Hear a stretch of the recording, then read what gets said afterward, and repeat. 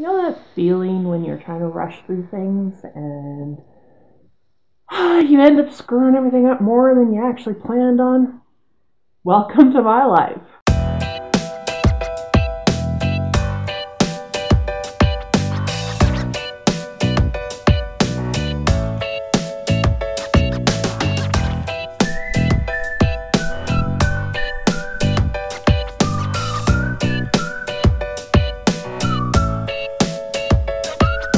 My channel. I am doing my April wrap up. Welcome to May. And April wasn't a very good month for me. It was great in regards to reading, read a lot, but unfortunately I was a little hypomanic this month and read too much, and so all the words and books and stories are kind of crammed into my head right now. I'm having a hard time keeping it all straight. So some of these books were, well, the really good ones stuck with me, thank God. The rest of them were just, when you're an addict and books are your crack, you will do anything for the next fix. So I've just read everything and anything my hands came onto that was even remotely interesting to me. And unfortunately, that kind of left me with a feeling that I haven't accomplished much. But when I wrote down the titles of all the books that I've read, I'm actually at about 21 books this month. So that's a lot. But I'm going to give you a rundown. I might not go into all the synopsises of these books because, like I said, some of them I don't remember. They were just filling a void in me that I needed to be filled, and I needed to get, my brain needed to function, but I couldn't settle still enough to actually do something, so I had to keep going. And reading was what I was doing this time around. So, for April, and now this picks up from where I finished off last time, which I think when I had left to go to Winnipeg, I finished up at the end of March, roughly. So this is, I would say, close to a full month worth of reading. One of these may have been read towards possibly an earlier space and time, but if it is, it's like within a couple days. No research done, no nothing. Just trying to rush through this. I don't even know why. I got all the time in the world. Actually, I don't. I go back to work. So the first book I read for this month is Roanoke Girls by Amy Engel. And this one I actually did a write-up on my blog. So I'll leave a link to that down below. But this is a story of a girl who goes back home to where she had lived for a summer and tries to solve the mystery of where her cousin had gone missing. And this is kind of a family history type story. So it follows family members intermittently throughout the story. You get about a chapter's point of view from different characters throughout the history of the Roanoke Girls and what big secrets this family has. I found it very interesting. I think I gave it 4.5 or 4 stars out of 5. I really enjoyed it for a kind of a suspenseful story. But trigger warning, it does involve explicit sexual discussions. So FYI on that one. I was a little shocked by the secret that was there and didn't expect it. So just thought I'd put that out there. The next book that I've read was In Cold Blood by Truman Capote. I gave that one, I believe, a 5 out of 5, and I do plan to do a review for that book. This one was part of my trying to read classics that I never read in high school because it wasn't required reading for where I went to school. And that one is about, that is actually like watching an episode of Forensic Files. It is absolutely just such a page turner, and it's the real life storytelling of the murder of the Clutter family and what happened that day, on the day that they were murdered, and then how it progressed from that point on. Wonderful, well done story, but I will try and do a review on that one in the upcoming days. And then I read 2 Cynthia Eden books. And by the way, I'm going to post pictures up here because I don't have physical copies. This was an ebook kind of month, and I only read 2 books that I think I own the actual copies of in hardcover or paperback. I kind of was just, I was going through them so fast that they were all ebooks, so I could just pull up one after another. So these were both by Cynthia Eden. Trashy romance at its best. What can I say? She's brilliant at writing alpha male meets hard ass woman, and usually it's paranormal. So what more can I ask for? I don't know. That's a guilty pleasure of mine. I love her. I absolutely adore her writing. Lost and Found by Jayden Krantz. She is one of my favorite authors. She's my comfort read, to be perfectly honest. I started reading her, I think, back towards the end of high school, maybe when I first got out of high school. And consistently, she's just a writer that I go back to all the time. Anytime I'm in a slump, pick up one of her books, I'm good to go. She's written tons of books. She dates back to probably the 80s in her writing. So you will get a lot of old school stereotypes, and I don't know, they tickle me somewhere inside, and I absolutely love them. So I did read quite a few of her books, but this one is the one I read for this month. I read Brighter Than the Sun by Maya Banks, and again, another guilty pleasure. This is following, I think this is the newest book in her KGI series. I did not care for this book. I do adore her as a writer, but this series is getting boring. There's so much talking. There's so much talking about feelings. You know, for a series of badass men who are supposed to go out and save the world, they seriously talk too much about their feelings. So I believe this one talks about, this is the story of Sam, the last son who has yet to be fallen in love with his girl, and I find that as the years have gone by, this series has gotten less and less entertaining for me. It's just very repetitive. I keep buying the books, and I'm not sure why, but there you go. I read it. Slave to Sensation. I had a hankering for this one. This was I didn't own a copy, so I had to buy a copy, but this is Slave to Sensation by Malini Thing, which is the first book in her Psy Changeling series, which is a paranormal romance fantasy series. I think we're up to book, oh, don't quote me on this, but we could be up to book 14 at this point, possibly 16, because I know that recently the series has diverged off a bit. The series is primarily centered around two changeling packs, which are humans with changeling, like, animal characteristics. So there's the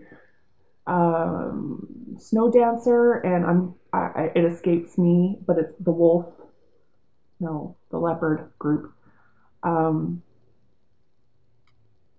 Dark River, and the snow dancer groups of changelings. And then there's the Psy, who are people that have psychic powers, which is primarily the entire race of non-human people that have taken a training in silence, which means that they've shut off all emotions. They no longer can feel emotion. They are a group of people that live in a hive mind. So they are an independent person, but they have a hive mind. They're raised more in institutions than in families. And in this story, we're introduced to two characters.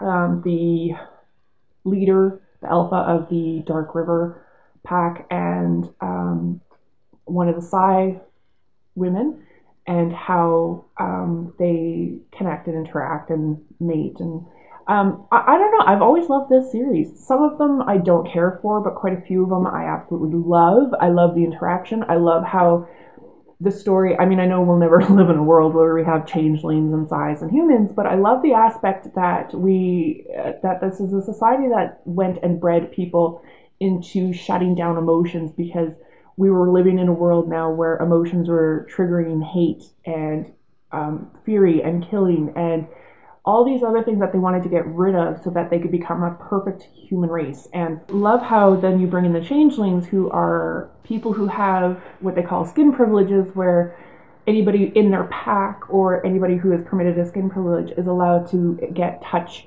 and the safety of their pack and whatnot. It's a fascinating story, and it's a great world that she has written. So I had a hankering for reading that particular novel, and I really enjoyed it. I also picked up Shadow Rider by Christine Feehan. I'll pop that right there, and I'm sorry if I said your name wrong. This is a first book in a new series by her. I'm kind of a hit and miss with this writer. She has her Sea Haven books, the originals, not the Sisters of the Heart Sea Haven books. The original Sea Havens of the Seven Sisters. Those ones I really enjoyed, with the exception, I think, of 2. And then when we went into the Sisters of the Heart that lived in Sea Haven, I haven't even finished one of them. I just don't enjoy them. Her Carpathian series is severely hit and miss for me. I'm not a mad lover of that series. But this one, the Shadow Rider series, the first book I loved. I absolutely enjoyed it. And I think I've read it twice since I bought it. So that was just a read through one night when I just was having trouble sleeping. So it's a very good, fun read if you're just looking to kick back and get some trashy romance. Top notch for me. So next I read Lab Girl by Hope Jared. I'm not sure how to pronounce that last name, so I'm so sorry. That was our book club pick of the month, and I listened to that on audiobook. I got about halfway because I miscalculated on how long it would take to read the book. The book is about this thick. It's very slim. The audiobook is 11 and a half hours long. I was blown away. It should have been something like closer to 6 hours.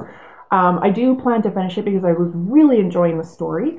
It's about a girl who works in labs, and it talks about her life in that setting through the different universities she worked in, how it impacted her personal life, her relationship with her lab assistant, who comes across as being her soulmate of life, despite the fact that there's no romantic relationship there. She does marry and have a child with a different man, but her lab assistant is the ever constant presence in her life. Really good story. She is a woman who is diagnosed partway through the book with bipolar, and so it talks about having bipolar and her pregnancy and how that affected the other. I think most people in the book club really enjoyed it. I will give maybe a further analysis once I finish, but so far I really enjoyed it. My only complaint is the audiobook is read by the author, and it was really long. But on the other hand, her voice is so soothing and enjoyable to listen to that I don't really care. So I do plan to finish this one. Next up, I read A Lady of Expectation by Stephanie Lawrence, and it was, my God, not that good. I think this was a reprint of an old book, and I don't care if I ever read another one from that time of her writing ever again.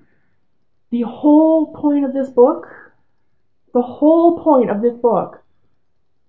was man meets girl, and then they want to marry. And so they try to get married.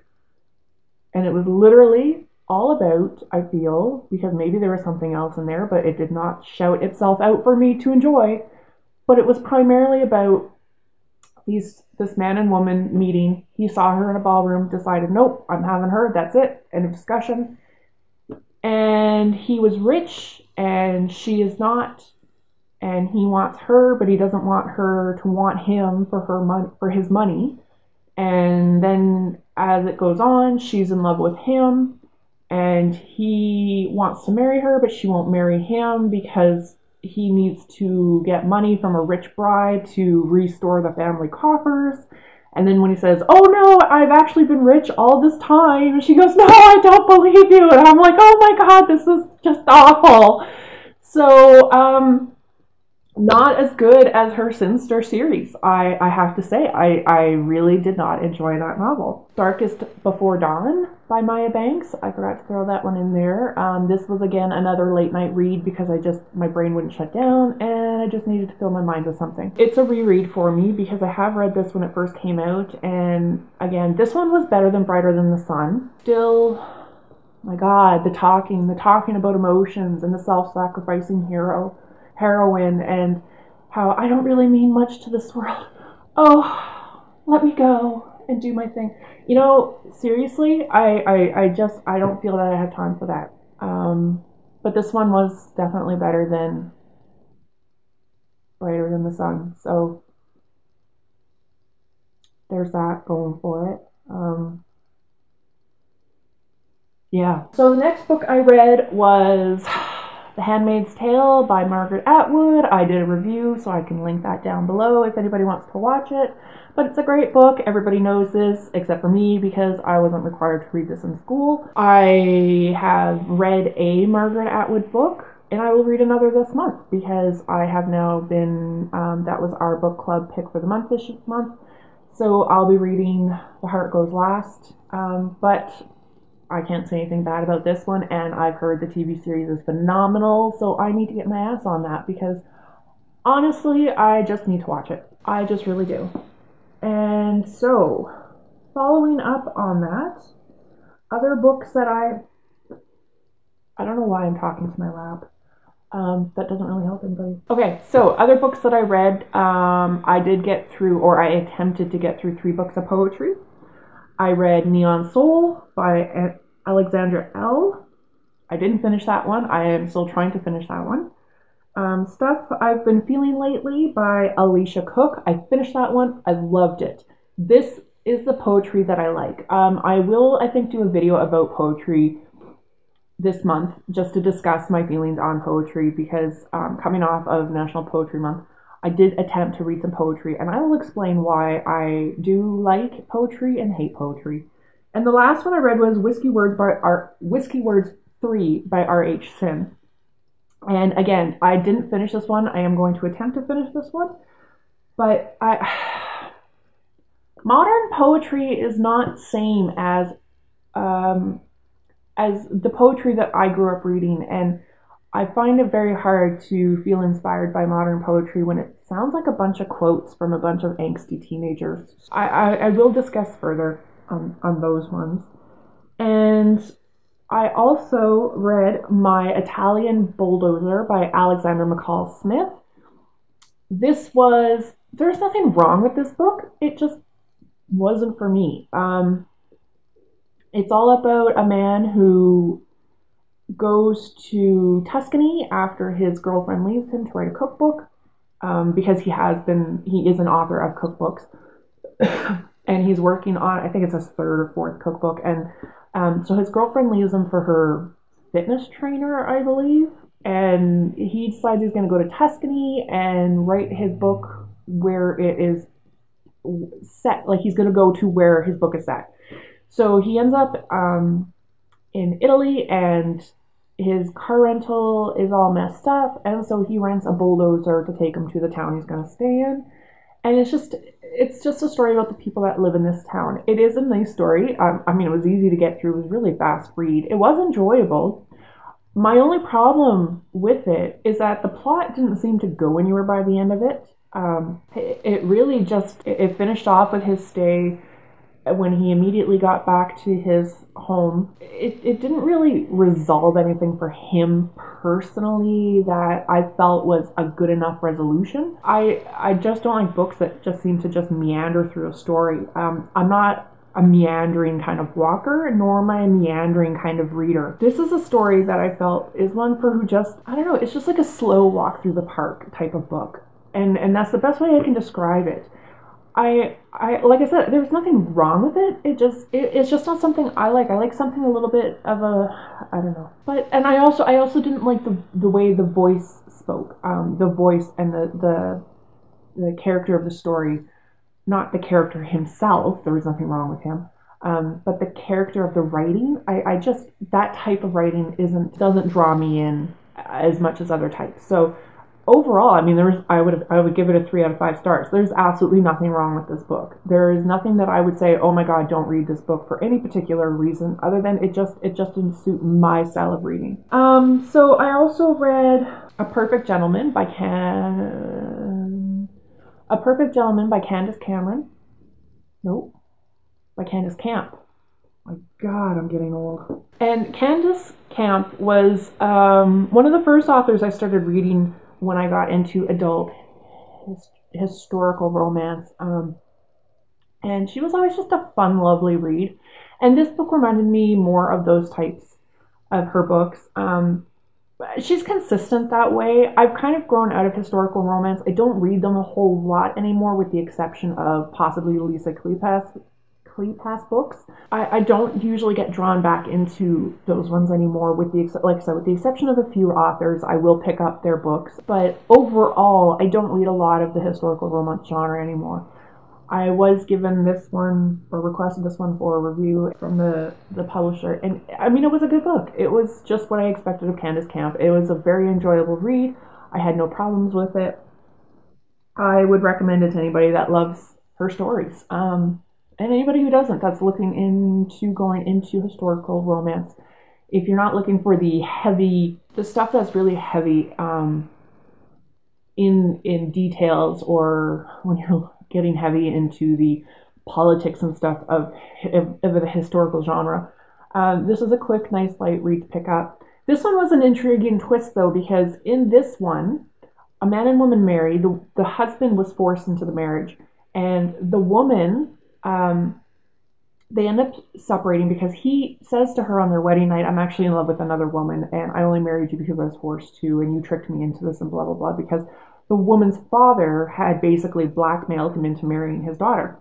And so they separated, 10 years passed, they come back together, and basically it's so that the woman can say, give me a child or I'm going to divorce you. And for that time of the period and the year it was a very unexpected type of situation. So it was really interesting to read that. I must say, it was a nice twist on a historical romance. The only other novel that I have read set in a historical romance situation where the woman basically asks for a divorce is Lord of Scoundrels by Loretta Chase, and that one is fabulous as well.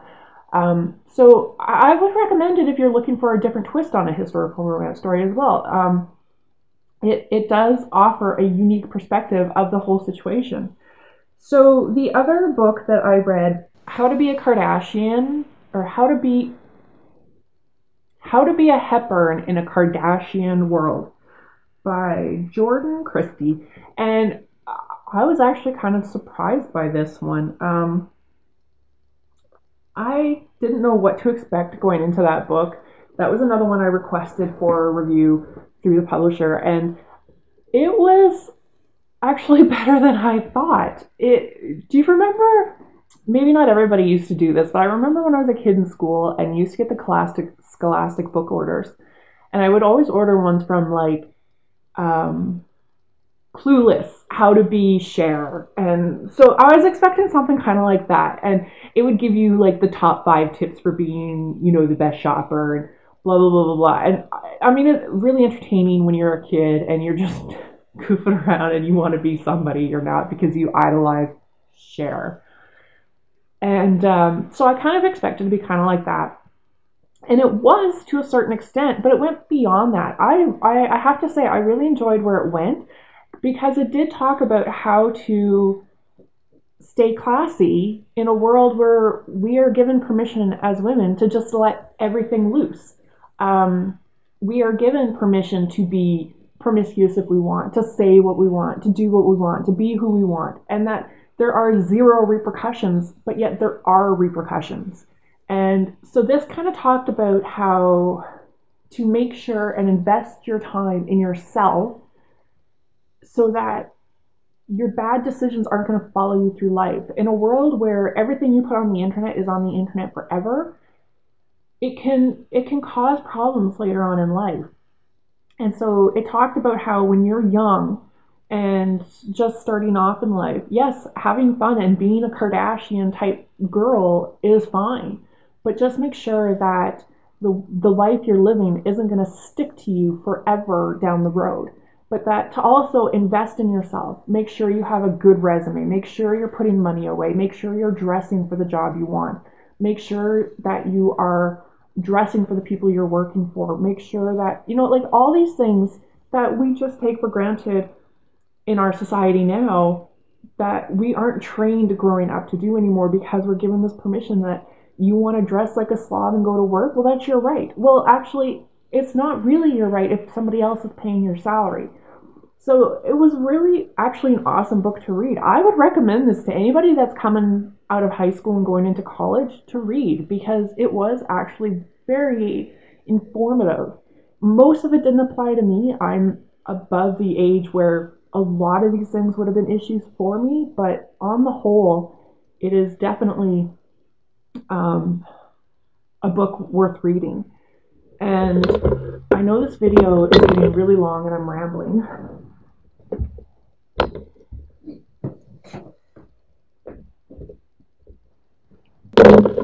But the last book that I read for the month, and I literally finished this on the last day of April, was this clunker, The Court of Mist and Fury by Sarah J. Maas.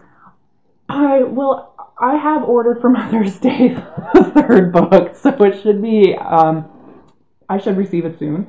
And I wanted to get the second book read because it's been sitting on my shelf for quite a long time. Actually, since I bought the first book, I bought the two of them at the same time, and they've both been sitting there. I read the first one when I first bought it, but I hadn't read the second one, and I don't know why I waited so long. Because if there was ever a series that I was going to fangirl over at my age, it was going to be this series. After I read book 3, I'll do actually a full review on the 3 books, because there are some things I love, there's some things I dislike, but overall, this book is, like everyone says, it is reading crack. It is the most addicting story. I can't even tell you how many times I jumped ahead in this book, caught myself reading for half an hour, had to go back to where I originally was, keep reading, then found myself going further ahead, having to go back again because I was trying to spoil but not spoil what was going on. Fantastic. If you just want to crawl into a book and live, I would recommend this series. I was not a Harry Potter fangirl, I was not a Twilight fangirl, I was not a Hunger Games fangirl, but I am all over this like it ain't nobody's business. So those are all the books I managed to read this month. There was probably a couple more that I read and I either did not finish or I forgot that I read them because I have been having mental, I don't want to say blackouts, but just mental memory issues. So I'm going to say that was where I stopped at. I think it totals up to 21 books. I could be mistaken. So this is a really long video, but I just wanted to put it out there, all these different books that I read. And I'm going to try and get up a May TBR in the next couple days. So until then, happy reading. Bye.